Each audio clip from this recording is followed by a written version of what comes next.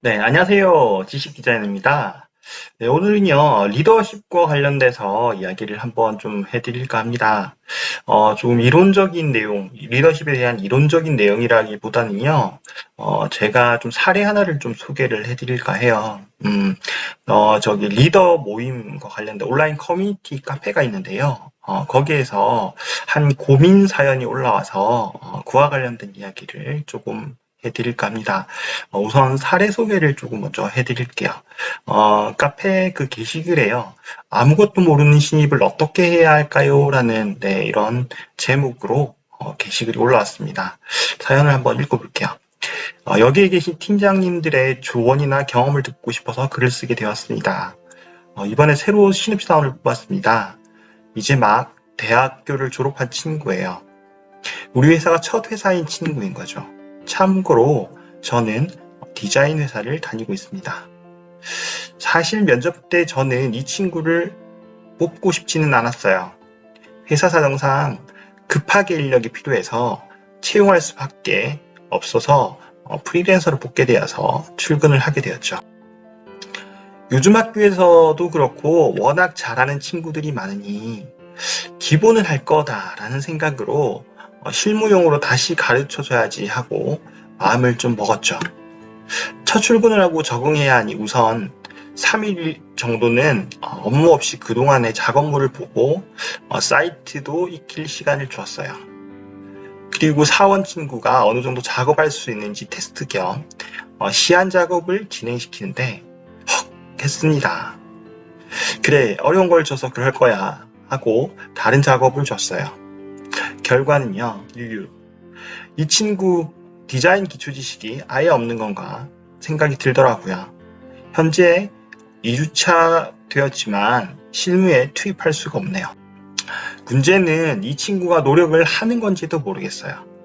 분명 하루 종일 걸려도 힘들 것 같은데 이 친구는 한두 시간 하더니 아예 창 닫고 핸드폰을 하고 있고 1시간에 한 번씩 10분에서 20분 정도 자리를 비우더라고요. 그래서 다 했니? 하고 물어보면 다 했대요.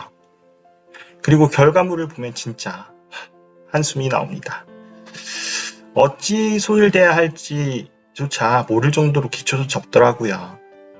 같은 설명을 반복해서 해야 하는 상황이 생겨서 그 친구에게 메모해야 하지 않을까요? 다 외울 수 있어야 하고 한참을 설명해주고 그 친구가 적은 걸 살짝 보니 적은 내용이 컨트롤 F 이 한 단어였습니다. 그리고 나서 작업한 디자인을 설명해 달라고 하면 얼버무리면서 그냥 했어요 라는데 그 대답에 너무 어이가 없더라고요. 면담을 했는데 자리를 비우는 건 긴장을 내서 화장실에 가는 거라고 하고 뭐만 물어보면 한결같이 앞으로 더 열심히 하겠대요. 근데 진심이 1도 안 느껴지는 거죠. 그냥 형식상으로 하는 대답 같은 느낌이 들더라고요. 지금 이 사원 친구의 업무를 다른 사람들이 나눠서 2주째 진행을 하고 있어요. 더 가면 분명 내부에서 불만이 나올 텐데 이 친구를 계속 가르쳐서 데리고 가는 게 맞을까요? 아직은 결단을 내리긴 이른 시기인 걸까요? 팀장님들의 조언을 듣고 싶습니다. 어떻게 대처해야 할까요? 새벽까지 잠 못 들고 계속 고민 중입니다. 네, 이런 좀 긴 사연입니다. 네, 내용 한번 같이 읽어봤는데요. 이 팀장님의 어려움이 참 느껴지시죠? 네, 여러 가지 고민도 많이 하시는 것 같고, 그렇습니다. 그래서 보통 이 게시글 아래에 댓글을 보면요.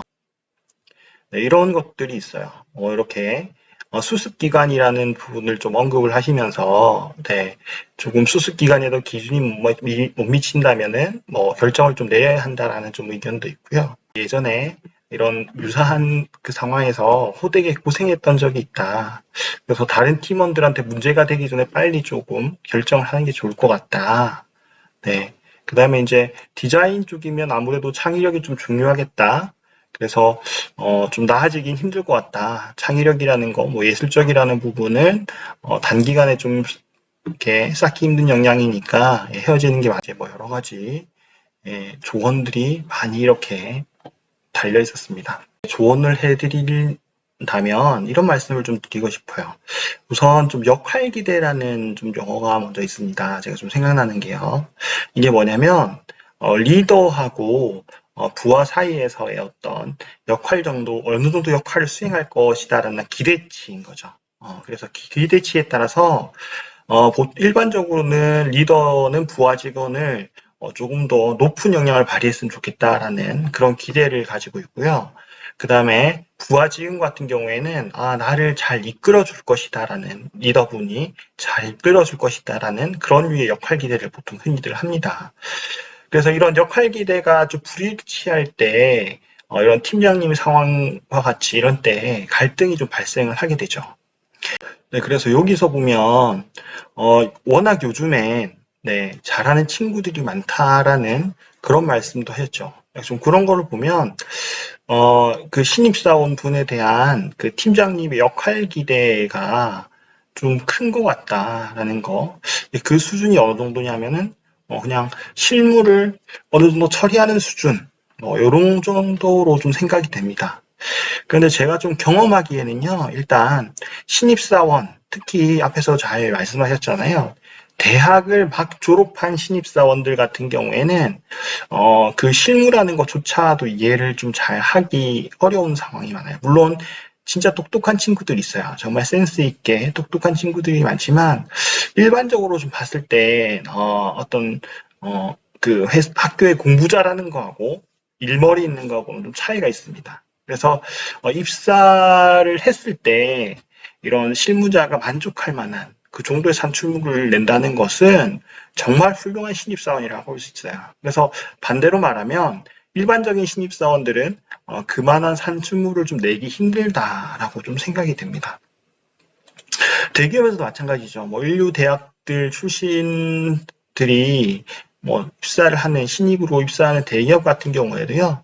조직 적응을 한다든지 아니면은 조직 사회화를 한다든지 예, 이런 것을 하기 위해서 좀 다양한 프로그램들이 운영이 돼요. 몇 달치로 운영이 됩니다. 그래서 회사에 대해서 비전도 좀 이해하고 회사 업무 어떻게 보고를 해야 되는지 업무 프로세스에 대한 부분도 이해를 하고 예, 이런 식으로 계속 단계적으로 이렇게 진행이 되죠. 물론 교육만 하는 것이 아니라 실무와 같이 병행을 해서 예, 이렇게 예, 진행이 됩니다.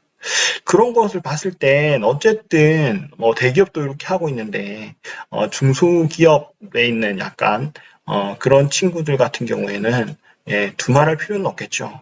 예. 그래서 이런 것을 좀 감안을 하셔서 생각을 좀 해주셨으면 좋겠고요. 앞서 말씀드렸듯이 신입사원 분 또한 그 회사나 팀장님께 역할 기대를 가지고 있습니다. 예, 그래서 보통 이제 회사에 입사했을 땐 누군가 나를 가르쳐 줄 것이다. 어떤 일에 대한 부분을 알려줄 것이다. 이런 기대를 하고 있어요. 아마 팀장님께서도 사회 초년생 때를 한번 회상을 해보시면 그럴 겁니다. 이제 막, 그 회사에 왔는데 아는 사람이 아무도 없는 상황이에요. 예. 그런 상황에서 누군가 먼저 말 걸어주고 사실 이런 걸 기대를 하는 거죠. 이렇게 생각해 보시면 좋을 것 같습니다. 내가 어떤 집에 놀러 갔는데 그때의 약간 어색함, 이런 것들을 생각해 보면 좋을 것 같아요. 그때의 어떤 주인의 역할이 뭐겠어요? 손님을 잘 맞이해주고, 안내도 좀 해주고, 집 구경도 좀 시켜주고요. 이런 걸 하잖아요. 마찬가지로 신입사원은 주변의 모든 것들이 낯설고, 사람들도 낯설고, 더욱이 일에 대해서는 더욱 더 낯설겠죠. 네. 그래서 그런 부분 때문에 신입사원들은 수동적일 수밖에 없어요. 그 다음에 분위기 파악을 하기 위해서 좀 눈치를 분명히 보게 됩니다. 그래서 화장실을 자주 간다? 거기에 대한 답변으로 해서 좀 긴장돼서 그렇다라는 부분도 충분히 저는 공감이 되는 부분이라고 생각을 합니다. 그래서 이제 팀장님이 어떤 신입사원 입장에서 생각해 보면 본인은 일을 좀 완료를 했다고 생각하는데 팀장님 입장에서는 정말 탐탁치 않죠. 예. 그런데 이렇게 한번 또 신입사원 입장에서 한번 생각해 볼 수 있을 것 같습니다.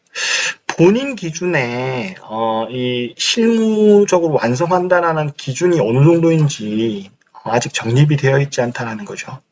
그런 상황에서 나는 이걸 산출물을 내 딴에는 다 했다고 생각을 하는데, 그죠?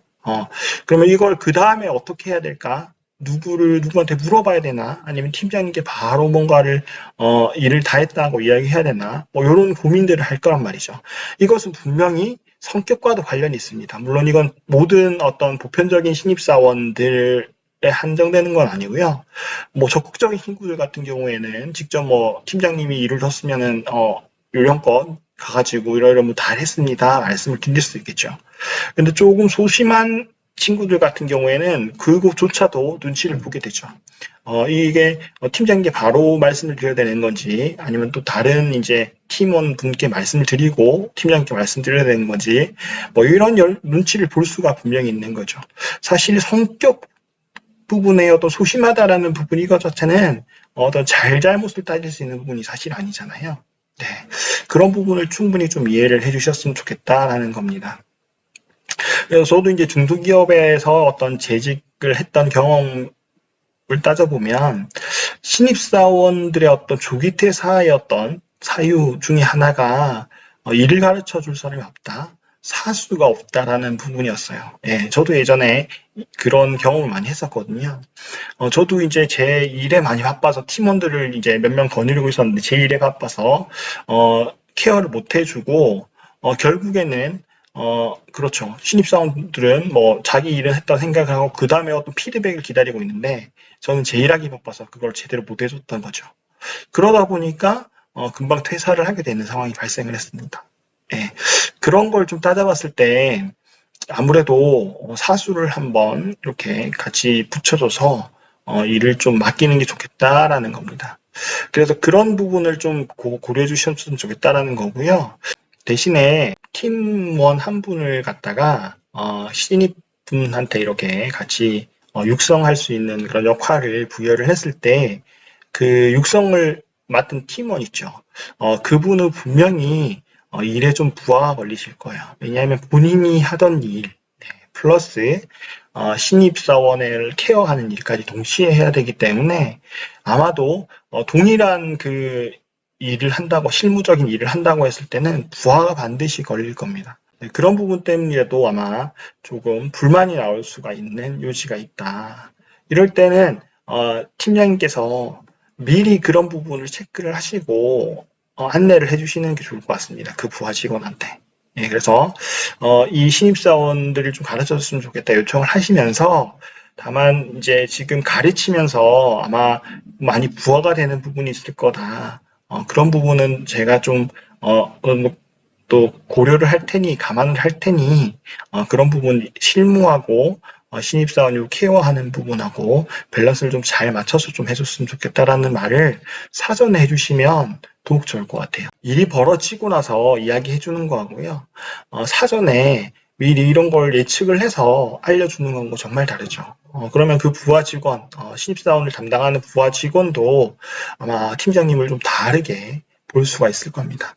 그래서 중요한 건요, 팀장의 주요 역할 중에 하나는 부하 육성이라는 겁니다. 본인이 지금 실무에 참여하고 본인 직접 그 부하 직원, 신입 직원을 육성하지 않더라도 누군 어떤 부하 직원의 역할 분배, 역할을 재정의해서 그렇게 육성할 수 있도록 만드는 게 팀장의 중요한 역할이다라는 생각이 들고요.